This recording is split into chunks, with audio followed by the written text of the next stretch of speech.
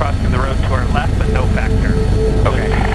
Somebody faces north. Where you guys are right now? Where y'all right now? 150. Here's, of course, the wires that we're going over, and then further north, wires crossing the road, and aside from that, I don't see it. Okay. You're over the fire truck now. Sounds good. You're clear of the fire truck. This fire truck, okay. You've got a police car on our left side. Okay. You're looking good for now, as long as you don't go left more. You look clear of the wires on the right. Thank you very much. Okay, you're good of the police car. And he's directly to our left now. Okay. Directly to the left? He's tail right now, you're good. Okay, good. He's good on the right. Thank you.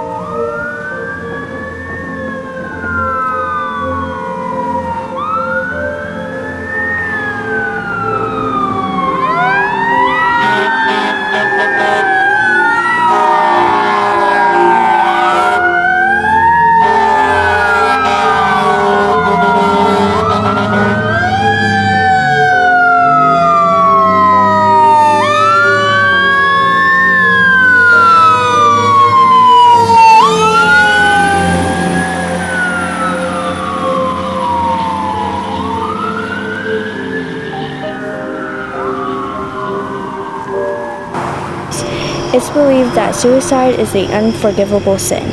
You don't kill yourself to go to heaven. But what if that person is not in their right mind? What then?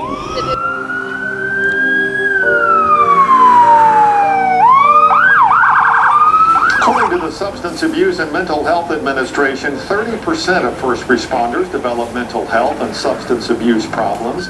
There were national studies conducted where it was concluded that suicide among first responders outpaced line-of-duty deaths. They say Journey Long was part of that study. It's believed that suicide is the unforgivable sin. You don't kill yourself to go to heaven. But what if that person is not in their right mind? What then?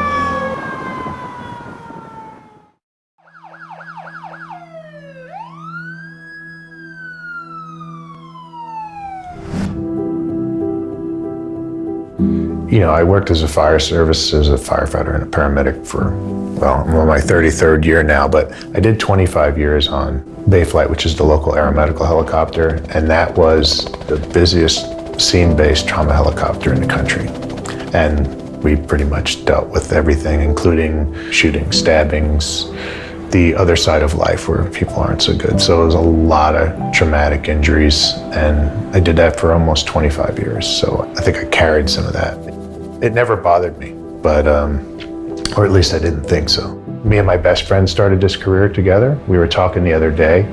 We are the only two left, going on our 33rd year now. We're the only two left that are alive or still employed, because most of them left because of stress, committed suicide, turned to drugs and alcohol and ruined their careers. And some are struggling today with that aspect. Bad dreams, but I never remembered having bad dreams. I would just wake up soaked in sweat or feeling stressed, jaws clenched, never really remembering what the dreams are, which do plague a lot of first responders. There's a tremendous amount of first responder suicides. One of my best friends that was another person that started in the fire service with us, he had some struggles ending his career in the fire service. I think he always missed that connection, was always remained a good friend. He was actually in my wedding. And I received a phone call one day from a fellow firefighter who's also no longer in the fire service, and said, I can't get a hold of him. We just had him over maybe a week ago for dinner. We kind of kept him involved with the family, and all of our friends kept him involved. And And he's like, yeah, I talked to his mother. His mother's been trying to get a hold of him for 4 or 5 days. And he's like, I'm at work, I can't go over there. So I'm like, I'll head over there. When I got there, the air conditioning was nice and cold. So I figured he did that for a reason. And I found that he had took his life. All right, how long you been doing this job? Almost 7 years. 7 years? Yes. And I understand you got a story to tell. Yes. It was a call that I had received when I was a basic working in a different county. It was supposed to be a hit and run on the side of a 2-lane highway in the middle of the country. We arrived on scene with a deputy shortly behind us and got out and realized that there was a young male. We knew that he was under 18. And as us and the deputy were assessing the situation, we found numerous shell casings from a handgun. Yeah. And so we continued to assess the patient, pronounced him dead, and a couple of the deputies arrived on scene and we rolled the kid over, and he had 11 gunshot wounds to his chest. 11? And was left on the side of the road like a piece of trash. So he was murdered, not he killed himself? No, he was murdered. I was going to say, one shot, I was going to shoot himself again. So. Yes, he was murdered, and how old was this kid? It turned out he was 16 years old. Oh. And had just left work from McDonald's in the area. So where did this happen? In McAllister.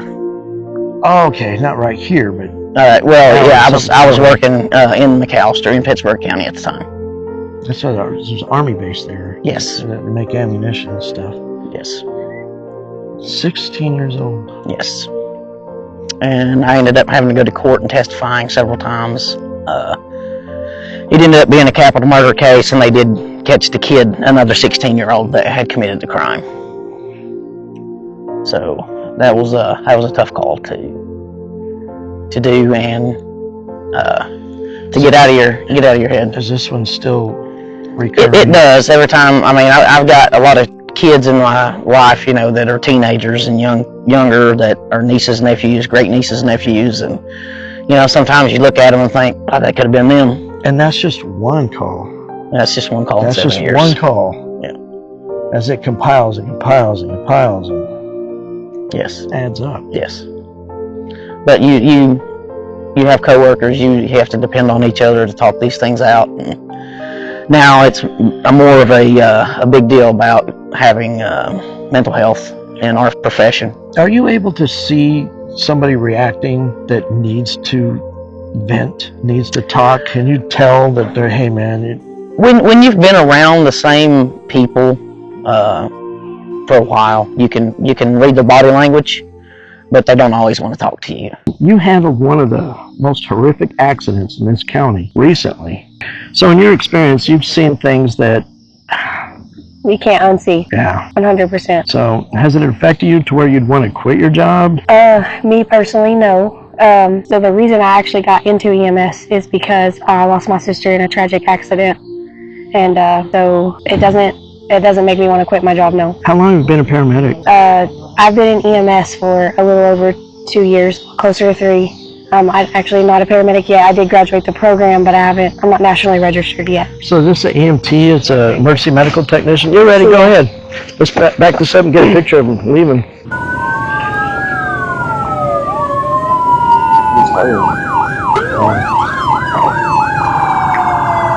This is actually Ashley's ambulance leaving right now on a call. I had his daughter contact me. She's an adult now, and she contacted me wanting to know how her dad died. She eventually convinced me to tell her the details. After I asked her not to, I just didn't want her to read it, and then I did share it with her, and she was horrified. And I'm sure she wishes that I did not tell her.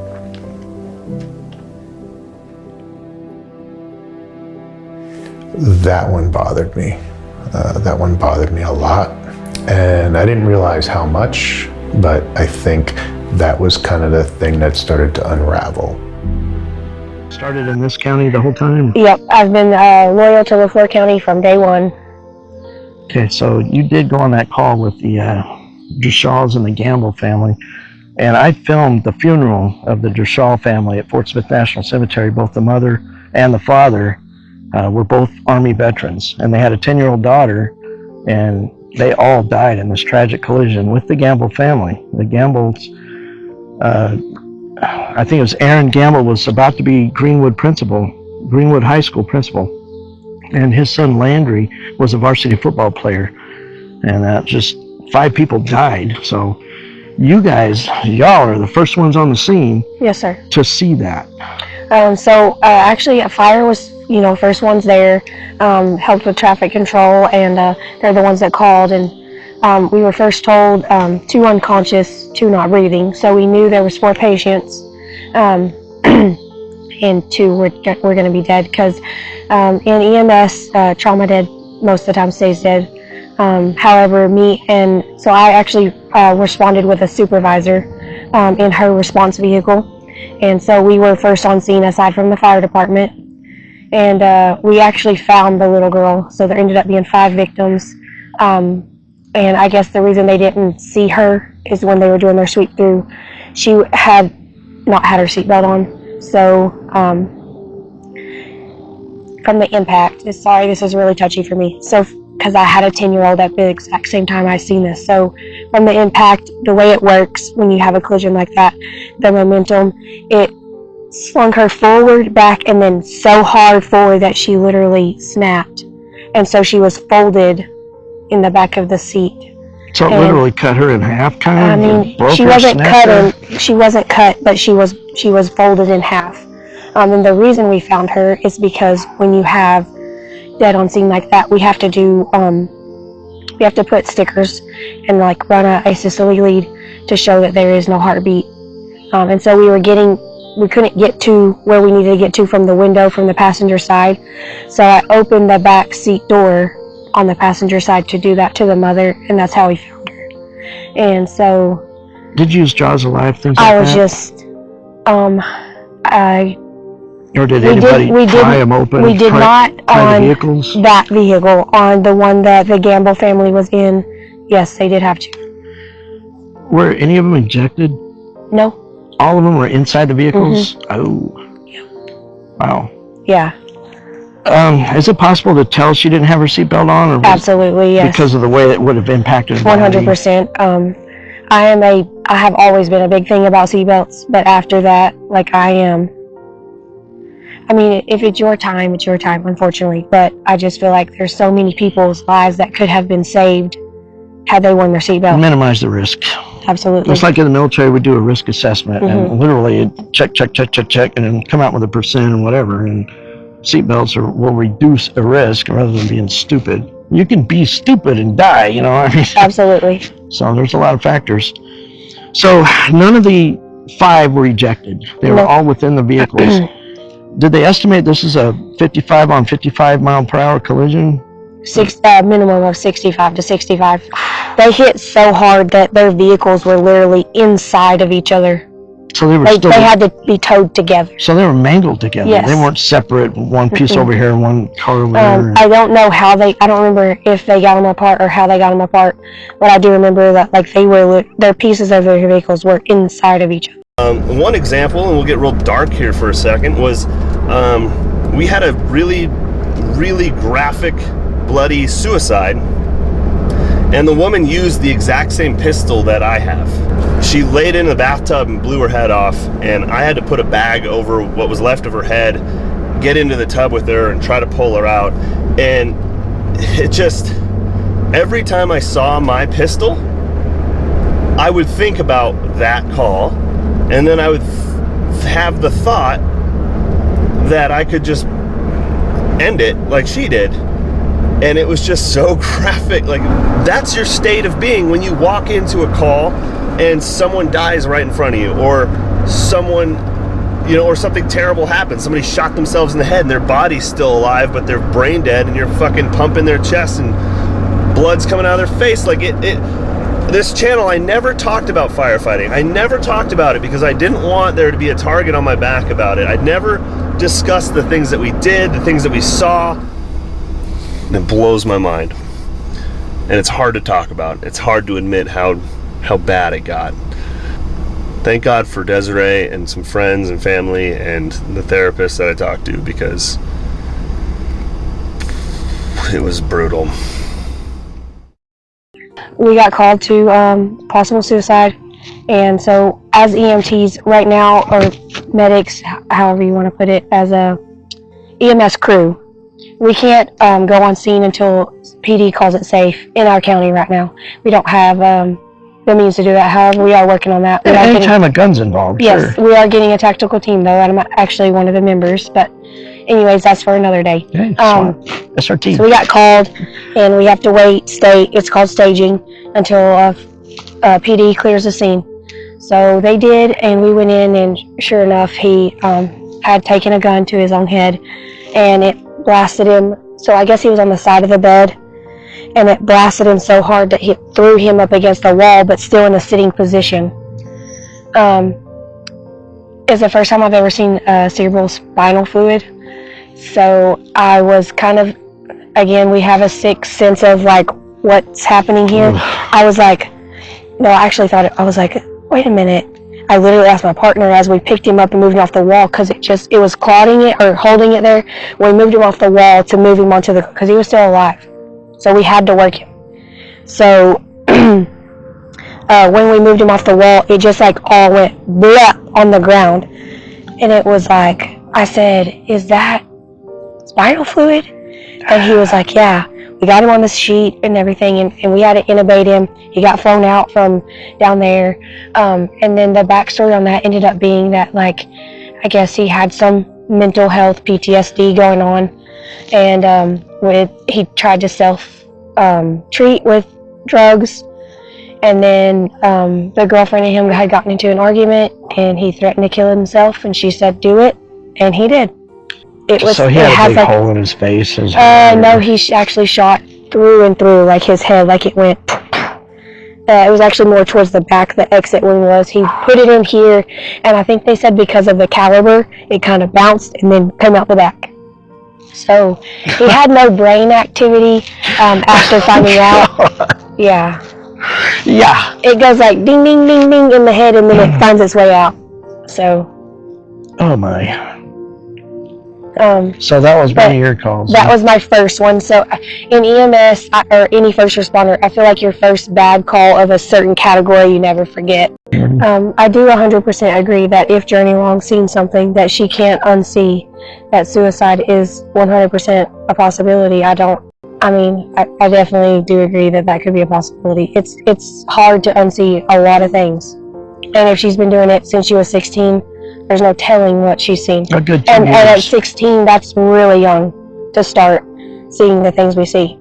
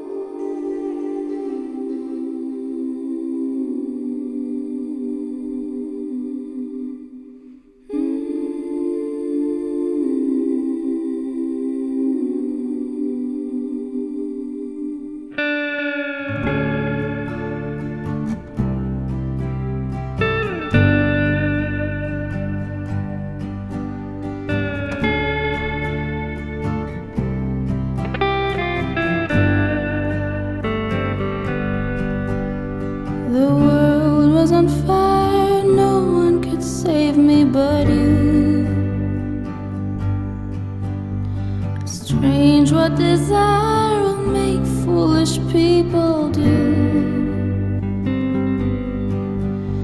And I never dreamed that I'd meet somebody like you. And I never dreamed that I'd lose somebody like you. No, I don't wanna fall in love. This world is only gonna break your heart. No, I don't wanna fall in love. This world is only gonna break your heart with you. This world is only gonna break your heart with you. This world is only gonna break your heart. What a wicked game you play to make me feel this way. What a wicked thing to do, to let me dream of you. What a wicked thing to say, you never felt this way. What a wicked thing to do, to let me dream of you. And I don't wanna fall in love. This world is only gonna break your heart. No, I don't wanna fall in love. This world is only gonna break your heart with you.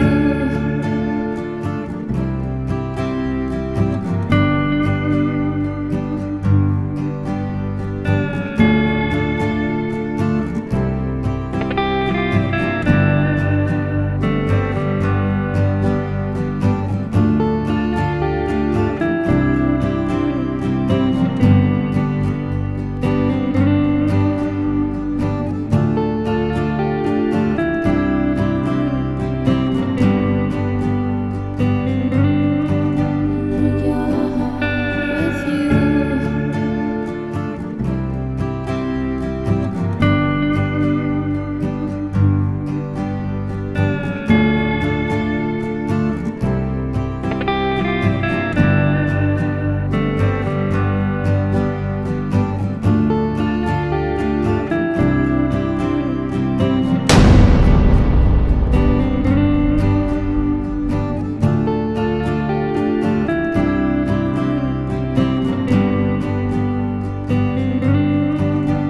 Gonna break your heart with you.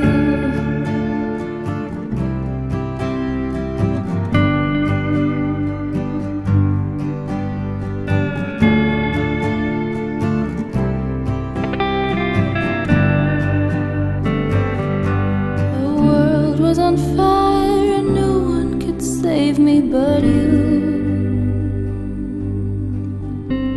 Strange what desire will make foolish people do. I never dreamed that I'd meet somebody like you. I never dreamed that I'd lose somebody like you. No, I don't wanna fall in love. This world is only gonna break your heart. No, I don't wanna fall in love. This world is only gonna break your heart with you. This world is only gonna break your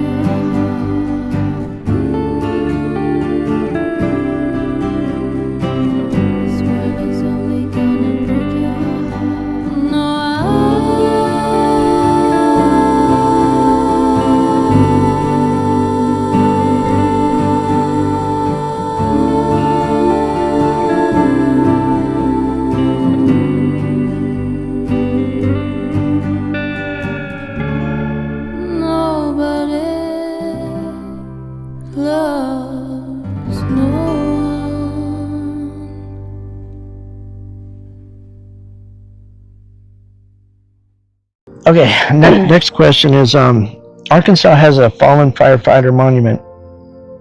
First responder, actually. Actually, there's a police one and there's a fire. And in the fire, they include the EMTs in Little Rock on the Capitol grounds. And they won't put her name on it because she committed suicide. They don't consider it line of duty death. So here's my question. If one person in your industry kills themselves because of these scenes they can't escape from, what's your opinion? Should that person be on that monument? Absolutely. Absolutely. I highly disagree with that.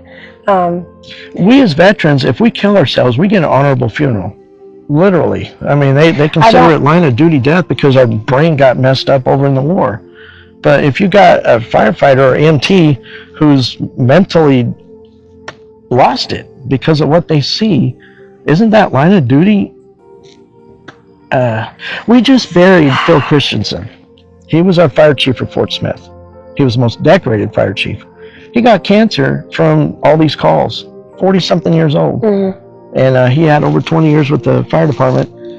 And he died of cancer, and they consider that line of duty because he acquired the cancer from his duty. And that's why it's so hard for us in this industry, the medical field, veterans and stuff like that, because we don't take mental health as serious as we should. Mental and emotional health is an issue. It is a health issue. It is something that is, to me, underrated. Like, that's the whole point. That's the whole point of this video. Literally, I don't know if you saw episode 1 yet, but in the caption is an ABC national study and a CBS national study of firefighters and EMTs who have proven that their line of duty deaths are 1/3 of the suicides. Suicide is outpacing line of duty deaths 3-1 in that industry.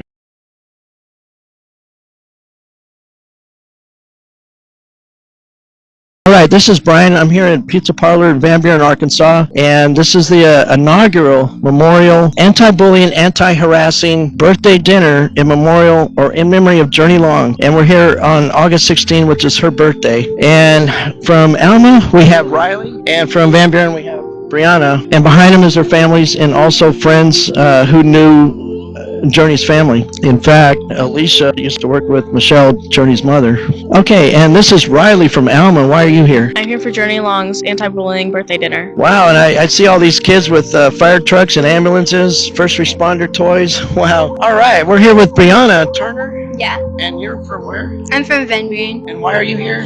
I'm here for Journey Long's 18th. It's like a memorial dinner, and we're just here like mostly supporting her and everyone who's going through the suicidal thoughts and the PTSD and everything that's just going through, like kids and teenagers, and like just everyone's going through it right now. And yeah. So she was bullied for being a female firefighter, we know that much. And just surprised at the turnout from both Alma and Van Buren. There's just a lot of things that go through her mind that like no one else knows, and then that like everyone can go through it, but like we're just here like supporting that, and like we're just trying to help others and like not know. So there's a possibility she had haunting images that she couldn't escape from. Nobody knows that. Yeah, it's like a hotline and everything you can go. Yeah, 988. 988 is the national suicide hotline. And a lot of people are scared to like come out and say that. To like, and I know it's anonymous, but like still, they're still scared to come out. And you don't have to like, you can tell your best friend, and then she'll like go and tell other people for you. Yeah, Journey Long has become synonymous with 3 hashtags. Tell someone, not alone, and don't be silent. Usually if you search those on YouTube, up comes Journey Long series. So her platform has become a worldwide platform on bullying, harassment, teasing, anxiety, depression, and PTSD. If you have like me personally, I've went through that, and if you have a teacher that does do that to you, like, and if you can't tell your parents, if it's going on at home and at school with your teachers and with everyone involved, just go like, everyone has someone. When you're like, no, you have no one, everyone has someone. You have your best friend, and you have like, there's someone at school who's helpful. And even if it's not the counselor or someone else, there's that one teacher, you know? That could get pretty rough if your teachers and your counselors are part of the problem. Wow. Yeah, don't be a bully. And if you see an outcast, like on the playground or something, go up to them. Even if they look weird, don't judge them. They could be going through a lot at home. So go over there, talk to them, have a laugh with them, and like just hang out. Be inclusive. Yeah. Not exclusive. Yeah.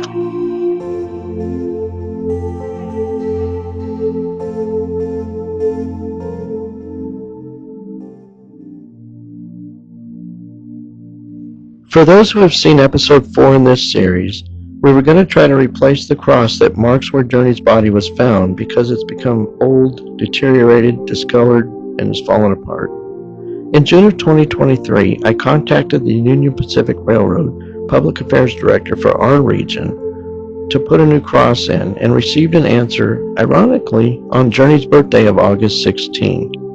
No monuments or crosses of any kind allowed on UP property. Director Drew Tesser went on to say that the railroad generally owns 100 feet out from the track and that no cross or memorial will be tolerated because it puts spectators in danger. We took it upon ourselves to assemble a survey team since we are retired Army Corps of Engineers soldiers and find out where we could put a new cross in. We determined that in this case, UP only owns 25 feet out from the tracks. We determined that the old cross is 28 feet from the track, and a public road edge begins at 40 feet out.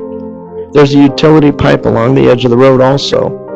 But in order to put a new cross in near the old one, we would have to obtain approval from the Dyer City Council, which has now become our project for the year 2024 that will mark the 5th anniversary of Journey's passing. The Pointer Airedale Prayer Vigil this year was held at the old cross for now until we can get a new one in place.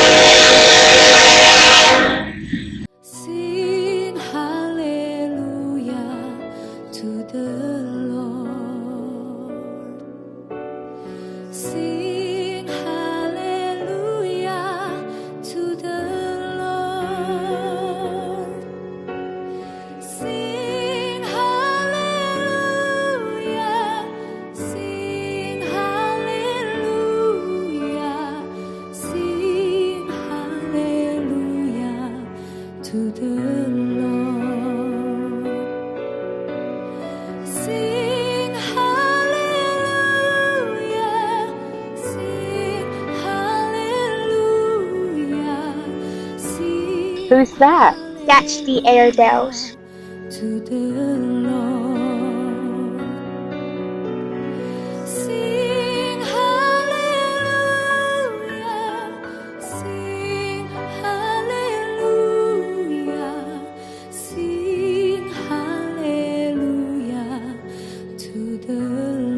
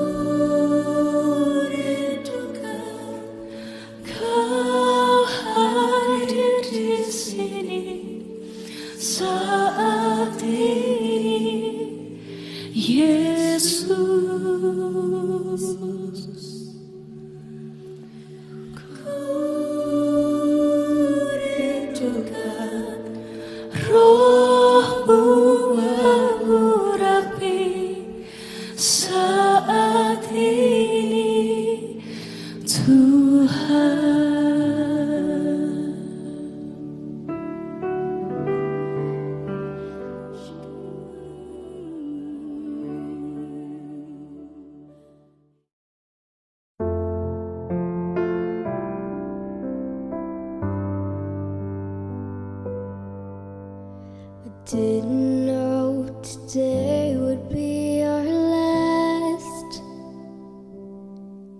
that I'd have to say goodbye to you so fast.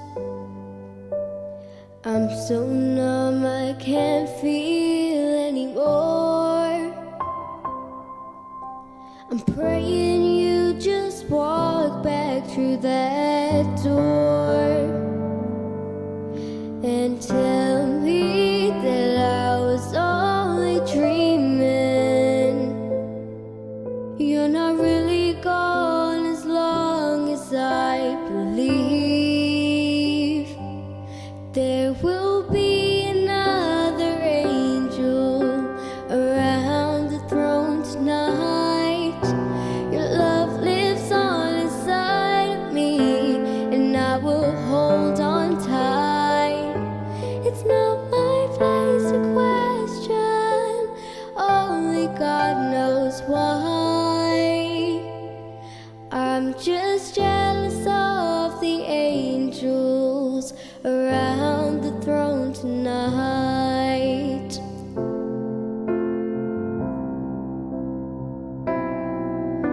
You always made my troubles feel so small. You were always there to catch me when I'd fall. In a world where heroes come and go, well, God just took the only one I know. So I'll hold you as close as I can, longing for the day till I see your face again. But until then, God will need another angel around the throne tonight. Your love lives on inside of me, and I will hold on tight. It's not my place to question, only God knows why. I'm just jealous of the angels around the throne tonight, singing hallelujah,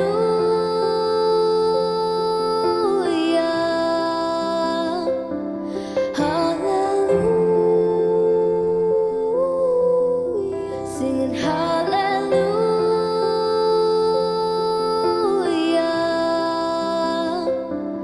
hallelujah.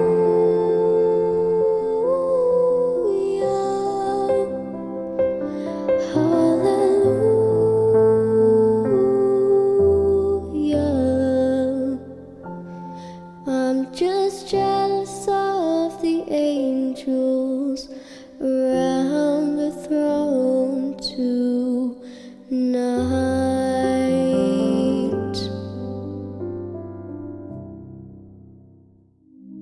You have been watching episode 5 in the Journey Long Firefighter series that talks about PTSD factor that first responders face too often. Episode 4 focused on bullying and teasing.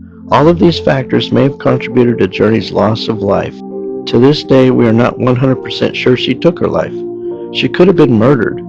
But if suicide was the reason, and Journey suffered from PTSD, she is an absolute hero. Please like, subscribe, or follow our platforms so you'll know when the next video is uploaded. Thanks to all who contributed clips and music to this episode. And now, my director, Van Buren Pointer, Michaela Bentley.